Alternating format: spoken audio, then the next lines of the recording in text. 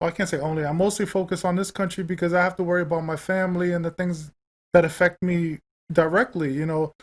As much as I want to care about Ethiopia or any other country out there, it's hard for me to care for them because I got so much burden here to deal with. You know what I mean? Like so much craziness here that I can't.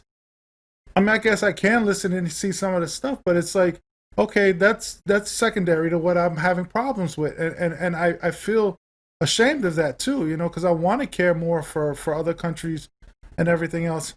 But like, I think in most cases, most countries need to fix what they have in their backyard first before they start doing whatever they're doing in other countries. Our country tends to go to other countries and try to fix their problems in order for us to benefit and make our problems better for whatever it is, and that's ass backwards. I don't know. I'm go ahead. I'm sorry. It just no, no. It's just interesting because I was gonna go to the COVID cases going on right now and going to like how these cases are happening across the world.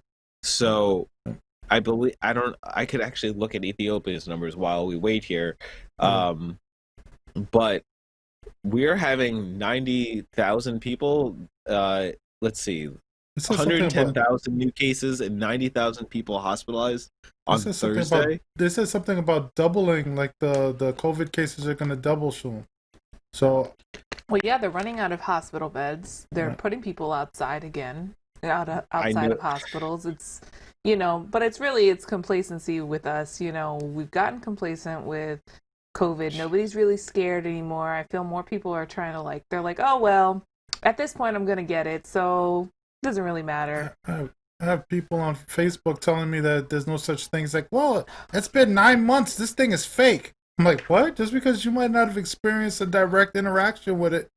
I'm like, God forbid you get sick from it and drop dead from it or something like that. But like, how are you gonna even say that? Like, the whole world's lying to you? And they're like, that's what kills me It's a with these giant people. And they think conspiracy. the whole world is lying to them. I'm like, I know three people in the last who did not tell us until recently.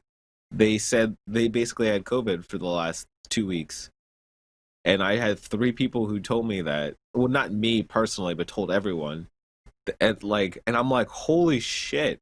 Like you I, guys were dealing with this, yeah. and I mean, you weren't willing to talk about it, and I don't know how much they care. Like How are they're they dealing with doing? it. How are they feeling? Are they doing all right from it, or are they in the I know hospital? two of them are doing fine. No, they all were okay enough to stay at home, and that's what bothers me too because that's the cases that are the hardest to deal with is that they think that they're invincible afterwards Because it is didn't what reach I their have lungs. found. Because Yeah, I they say it has to get into your lungs for it to be serious. It could be in your yeah, body, but if it gets to your lungs, that's where it screws you up. That's the thing, like you yeah. said, like you could have it and be asymptomatic and then not feel anything. Well, you feel something, but you're not going to feel like the main brunt of it. And then, like, yo, oh yeah, And then this is like a cold to me. I'm like, okay, go out there and catch it again. This time, snort a little more into your lungs and see what happens later. See how you feel better. If you feel better, God forbid, man. I know somebody who had to be on in the hospital for like a month and a half or something from it. And there's people that have died. There's celebrities that have died. What's his face? Well, semi. I don't know how big he was, but who it was doesn't it? even matter if they're celebrities. I Yeah, honestly, that's the thing that I mean. It gives you high profile, but it didn't matter. It didn't matter that Tom Hanks ended up with COVID first. yeah, It yeah, didn't yeah. change that many people's minds. You know what I'm saying? Like, Well, actually, it, I think it scared the crap out of a lot of people. I think that's why a lot of people went home and actually quarantined and stayed inside when they had their maybe shelter in place orders because they were like, holy Christmas, if Tom Hanks can get it, people were freaking out. I had a coworker saying, he's a national treasure. Something happens to Tom Hanks, it's over. I'm like, okay, relax. Yeah, You should be yeah. more concerned about your nana catching it. Bad Bunny, I was bad. reading an article too, though, that they were saying one of the side effects that they're seeing coming out from COVID cases is cognitive memory loss.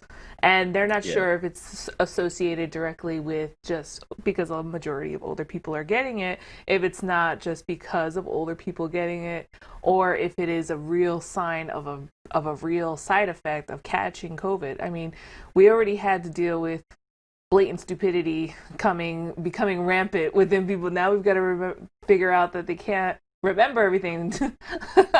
It's going to be a perfect storm right now. Yeah. People are dumb enough. They need to be they need to be affected worse mentally. That's not good. Yeah. I mean, I will say that at least what I saw today, except for where I was working, which is not a good look. I'm not gonna say anything, but it wasn't a good look. Yeah. The director was not wearing a mask today. That wasn't cool. I'm as much as I understand that it was his own home, I was still like, it's a bad look. But I was like, I can deal with that because the actors usually don't end up wearing masks either. And it's very interesting that, like, though he works for a union, so he described the COVID procedures for his work, and he has to wear both a mask and a face shield. And there's not what in the industry, you used to be able to get a catered meal that was just a full cater, like an all out cart platter. And you could just have food for days. And now you got to have, like, this is made for you, this is made for you, this is made for you. And it just changes the dynamic a little bit. But they're happy to work too. I mean, that's something too. I mean, I think that anybody who's not seeing that so many people are suffering, that's when I would start to be upset about it.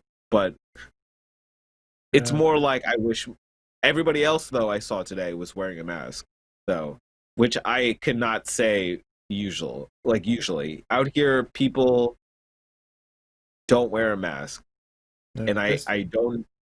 Yeah, please go. They said, I'm sorry. They said they're shipping the vaccines now or something like that, so it should be coming shortly, which is a good sign, I guess. We'll see how that turns out. Yeah. I'm sure it'll go from bad of not people wearing masks to even worse because, oh, well, I got the vaccine. It's fine. I'll be fine. Yeah, I mean, if you get the vaccine, can't you still transfer it, though? Over it. Like, that's what it is. You won't get sick from it, but would you still be able to catch it and give it to other people? Like, if you're not able to personally get sick? I'm not exactly sure how that works. We do not know yet. Great. I was actually that's one of the reasons why I was going to talk about this. I'm going to go to the last article that's in this COVID page for us. There's nothing for it, but 8 months after infection, most people who have recovered still have enough immune cells to fend off the virus and prevent illness, the new data shows. A slow rate of decline in the short term suggests, happily, that these cells may persist in the body for a very long time to come. The research published online has not been peer-reviewed, nor published in a scientific journal, but it is a comprehensive and long-ranging study of immune memory to coronavirus to date. So the main thing that I got out of this was that it was not peer-reviewed yet. So we're talking about us knowing that maybe it's good for a year. Maybe it's good for 2 years, but you don't know yet if it's good for years and years and years. Though the way that Moderna and Pfizer made their vaccines, actually those look like viable vaccines. They went after a very interesting part. They went for the T cells, and that are to create a way for your immune system to know that that's something to fight off immediately. So that is promising. That is actually just a promising thing to have. I try to find as much happiness out of all of this, and it's that they really did spend their efforts on fixing this.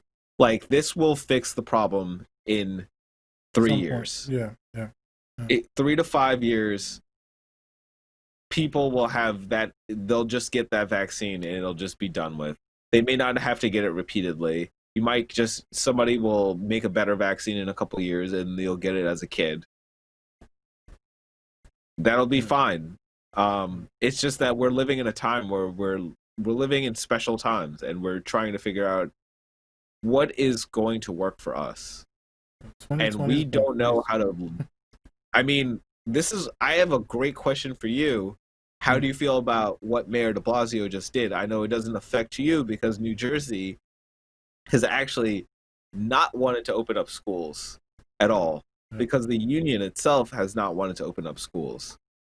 Well, it's funny because he Uh, shuts it down and he's saying he's going to reopen it, what, December 7th or December 6th yes, or something like that? a sudden pickup on December 7th now. Yeah. So how would you feel if you didn't even have that choice now? Homeschool. I'm sorry, man. I'm not putting my child at risk. I mean, I know it doesn't seem like they say the percentages are low. What was it, like 1 to 3% Yes. chance of getting They are low. yeah, so but my thing is like if the cases are going up as high as they are and you're taking these kids, I don't know, man. Like I just feel like okay, fine, it's 1%. It's only 1% because we've had shutdowns and we've had isolations and we've been doing masks and so on and so forth. The minute we start getting lax about it, the higher the rates are going to go up. They people are doing it based on statistics that are based on what we've been doing to try to prevent this stuff. Like when you start like reopening again, I don't know, man. And then I hear all these weird like new things coming out of COVID, meaning like they're hearing, oh, it does this now and it does that and it's mutated into this. I'm hearing all these weird stories and I'm like, I don't know what to believe until I could see like the vaccine doing something. I don't understand like why we can't make adjustments. Our kids. I don't know who told me. I think it was your friend the other day we spoke that said we basically lost a year. Our children lost a year of Oh, school. I said that we lost a year, but Oh, you said she it. Okay. she put it better because she was telling you about how we could have adapted to it, Yep. and Of we course. didn't adapt to it. It's because we're the stupidest country so far that's proven that we were the most irresponsible about it. Oh no, we're With gonna the most irresponsible, I don't know about the most stupid, because I think that a couple oh, lost you. What? Who did you lose? You were saying some. Oh, you know what? Honestly, I forgot. There's a lag. You Yeah. got to remember. You got to. So, we're not the stupidest. What we are is that we're not humble. We'd never have been a humble country. So America first. America first. So, so I honestly think that's what it is, because there's a lot of countries out there that really fucked up afterwards. Like they're having a strong incline, and they don't know what to do about it because they thought they could reopen. And I know people from Spain. I know people in Thailand who've had COVID now. It's weird. It's kind of weird. And I feel like that's the fatigue. I think that's what they were talking about as well. There's a point where there's COVID fatigue. Teresa told me the other day, and I kind of agree. It's weird. Like when this first started, before it really started, and people were talking about it, we were all sick in our house. And we were like, "What the hell's got us sick?" And like I wouldn't be surprised. I'm not saying that I had it, but I wouldn't be surprised if I had it. Back then.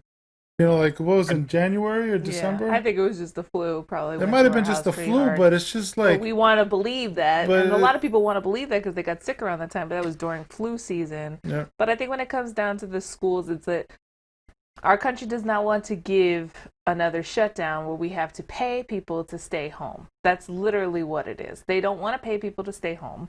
So that means that their kids need to be taken care of by somebody because they have to leave their houses now. And you can no longer use the excuse of you have to take care of your children at home. So they're trying to eliminate that and forcing everybody to go back to work. There's no help coming from the government. Absolutely none. They're not trying to do this again. They're not trying to bail out people. They'd be more interested in bailing out corporations. And that's really what it comes down to. And me and you, we both worked with kids and trying to get them to organize around any kind of doing something one way for so long. They get tired of it. They get bored. They don't do it. And it's going to be a breeding ground. Yep. The smaller they are, the worse it's going to be. I think for the kids that are older, this might work. They might be able to be on top of it. But Yeah. Kids are kids. They're Kids still spit gonna on do each whatever they're other. gonna do. Kids do stupid things. Yeah. Kids They scratch do each other. They And, do stupid stuff. oh They my can't even keep God. kids from having So- lice in school. How are you going to keep kids from catching something that's an airborne disease?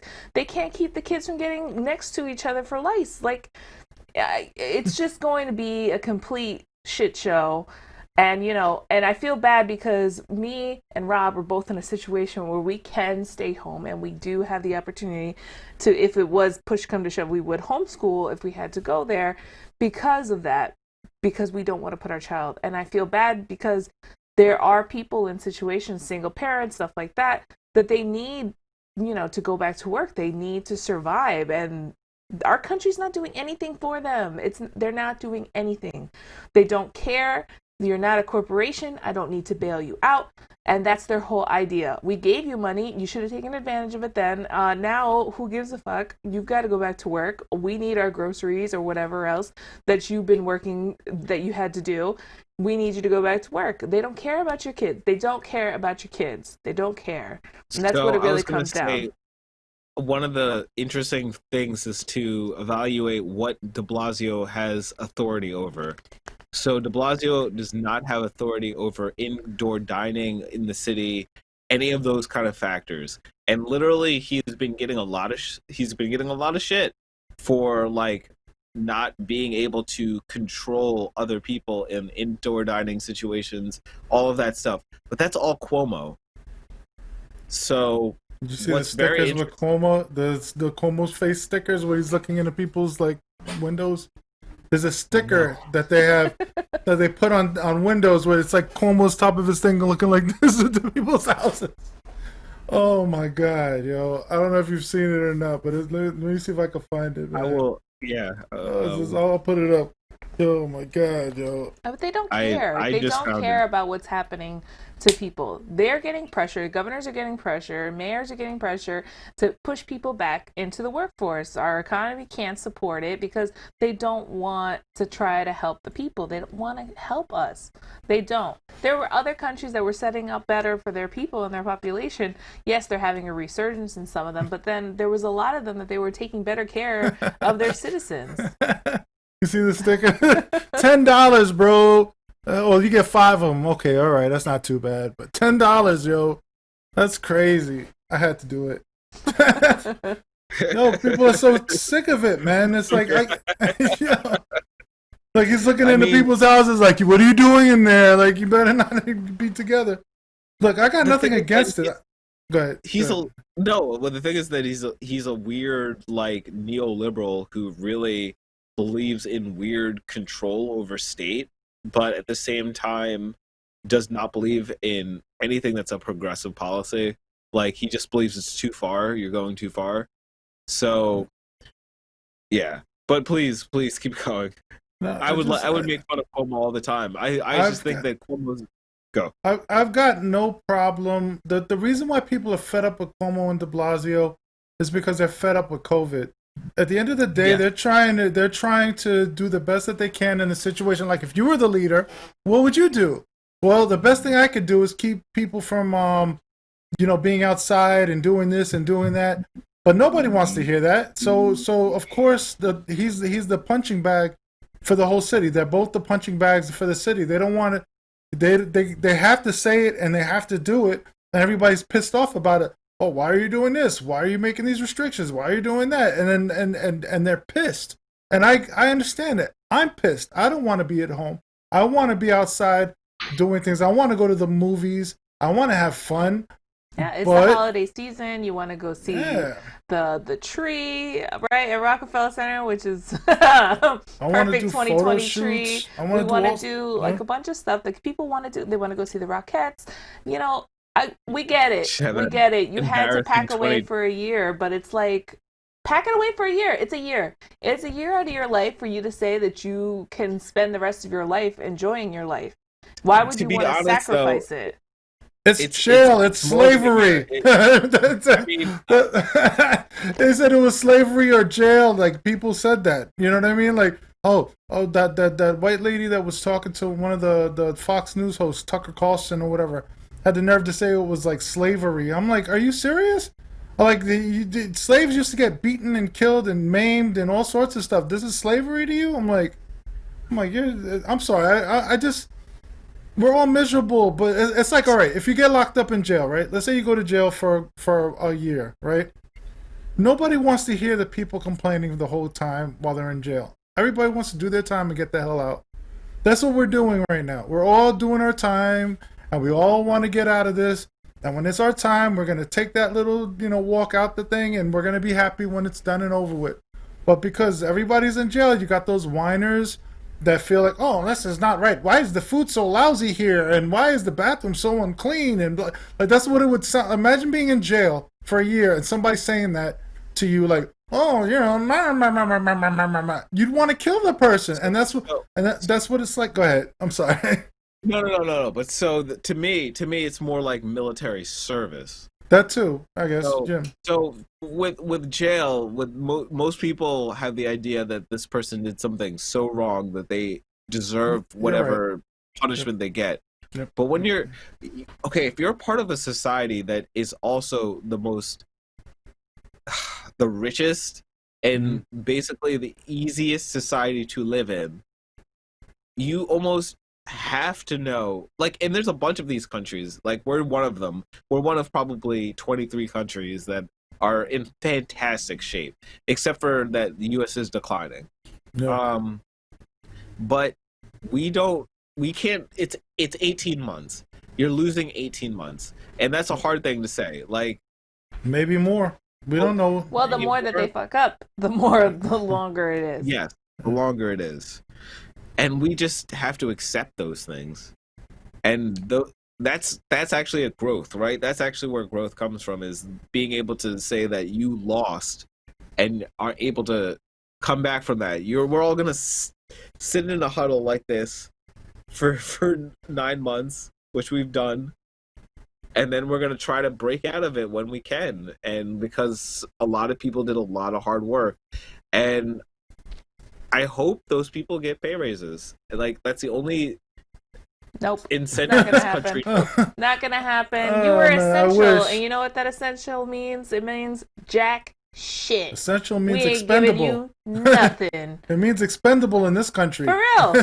For real. I'd be so mad. If it's like you didn't get anything for pretty much being a lamb for the slaughter, and it sucks. It sucks. But it kills me is that people turn around and they blame, like, oh, they go after the people. Oh, well, these people were on unemployment and they got all this money and everything. Why are you going after those people? Those are not the people to go after. You need to go after the employers that didn't give you jack shit for you to come in and be essential to them to keep their businesses running. Amazon's giving a bonus to their people that work during COVID and everything like that. It's like a measly $300. How many billions of dollars did they make during this COVID? Like, they made so much money, hand over fist, it was ridiculous. And you're giving them a measly $300 as a thank you. That's ridiculous. You should be giving them stocks in Amazon. You should be giving them a piece of the pie. You're not. You're not doing anything to make their lives better. You're just giving them a little bit to placate them. The sad thing about the whole Amazon thing is that that'll never happen. This guy will still keep making money. We're in a society where people are dependent on getting things cheaper, faster, more efficiently, whatever you want to say. Somebody was talking about, why can't we just, if we have to be shut down, this is what somebody wrote online. Why can't we go to mom and pop stores and skip Amazon and skip Walmart and skip this? And I told them, like, realistically, as nice as it sounds, they don't have the logistics to handle it. Like, they would have to worry about the shipments coming in. They would have to worry about, going out of stock quickly, because they would go out of stock quickly. If everybody went to a mom and pop store, it'd be great for them that 1 week, and then they'd have to worry about shipments coming in. And since everything's slowing down, you know what I mean? Like, they don't have the resources for it. And that's all because we've taken many, many, many, many, many, many, many years of putting them on the back burner. Like they were getting undercutted with child labor from other countries, with these big companies. Everything that we've done over the years has put them so far down that even if we tried to salvage them, like the only thing we could do for those mom and pop stores is give them stimulus and like some means of surviving until this is over. And that's the sad thing about it. You know, you can't expect them, like there's not enough of them at this point. Like so many of them have been lost during this pandemic. Yeah. You know what I mean? Like it's they were bad then. I mean, I go down into New York, you know, and visit my mom. So many stores are shut down. In New Jersey, shut down. You know what I mean? Well, we can't do nothing for them as much as we'd like to. They've been crapped on for what? Over, like, I would say, is it maybe close to a century's, you know, period of time. Like everybody, I wouldn't even say a century, but maybe, you know, close to it. You know what I mean? Like, you know what I mean? Several decades, right? You know, of going, you know, at least the 50s, 40s, 30s, whatever. I don't know, man. But it's go ahead. I'm sorry. What's up is that the SBA loan should have gone directly towards middle income businesses, and instead it was fashioned in a way that you could take advantage of the system. Yeah, that was And hyenas. They were like hyenas on top of that, like a carcass. And they were all just the biggest and the baddest ones were coming in first, grabbing their big piece of the pie and running away. That's what was messed up with that. People made YouTube videos on how to get it. I was watching online because everybody wants to know, what can I do? What can I do to help myself? Well, you can get this loan and this loan and this loan. And in reality, some of these people weren't really. Yeah, well, some of it was a loan, some of it were grants. If you did certain things, you were able to convert it to a grant. I think it was like, was the PPP loan or one of them? I forget which one it was. PPE, I didn't apply to. Yeah. No, it's PPP. The PPE is. PPP. Yeah. The PPE is for I think the clothing or whatever. Yeah. For, like, you know, I got you. protective stuff. But I mean, I get confused too. What was I gonna say? But at the end of the day, it's like. They take advantage of it, just like what they did with colleges. My mom said back in the days there were colleges that were close to free, if not free, and people abused it, and they took that away.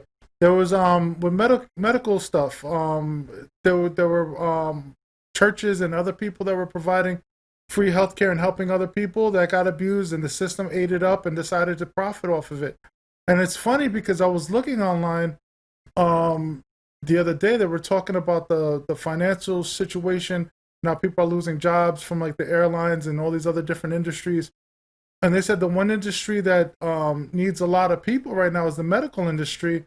And that there's job openings that could be made through that can decent paying jobs that could help the situation that should be utilized. And that's something that I had mentioned a while ago. It's like, I think I've spoken to you about it. Like, I don't understand like how people can't come together and create a system where we're taking care of ourselves and so on and so forth. And somebody had said something similar to what I was thinking. I was like, why don't we start creating more medical jobs, incentivize people if they're going to lose their job to learn about how to do home attendant stuff and other things, and then transition into nursing and maybe into something bigger and better later.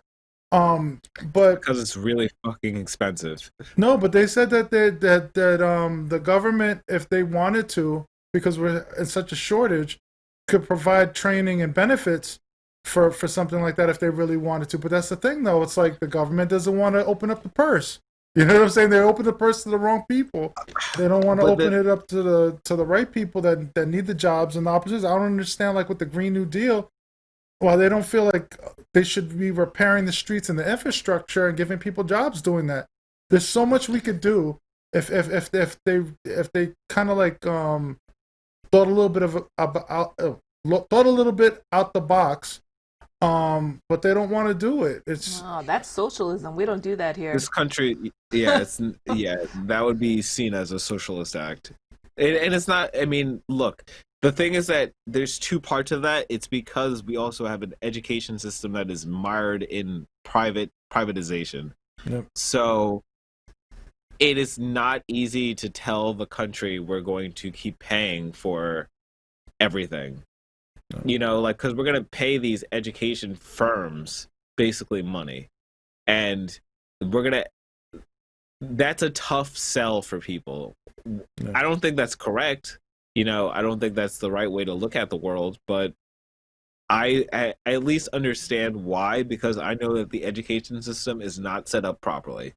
Yeah. So And I mean, No, let's a keep them higher dumb. Don't you education. know? Keep them dumb. It's easier to control the people when they're dumb. So we're real low on the spectrum of education in this country. Keep them real dumb. They can't fight back. They don't know they should protest. They don't know what's going on in government. Let's keep Well, them they should be dumb. able to get it for without paying out of I don't know. I know people who have gone near bankrupt just to get their nurse's degree, you know. Yeah, yeah. And that's what I mean. Like, nobody should have to do that when they're doing something that is a public service. They should be able to get a real grant to just do that and not have to deal with. But the system is not made for that. So like, I'm completely sympathizing with the fact that people should be getting these grants immediately to get to become medical assistants, anything that's in that field, really. And I'm sure there's other fields too that could count for. Um, but yeah, My sister's a nurse, and they like literally have her down. It's her and another person each shift, like two people for so many people in her. I'm like you can't like that's like me having a computer job and everybody in my whole neighborhood comes to me and everybody wants it done at one time. You know what I mean? It's like I can't see that me being efficient doing that. You know what I mean? There's a lot of things where you have to focus on to get the job done right. I don't understand how they can do that to people. Like there should be one nurse to maybe two different people. You know what I Well, mean? that's the same thing with education. You got like one teacher teaching 25 kids. They Yep. stretch people so thin all the time. But I think with COVID too, it was an opportunity for a lot of people that were in the healthcare field. If you were older and you could have retired like 5 years ago, they took that as their out.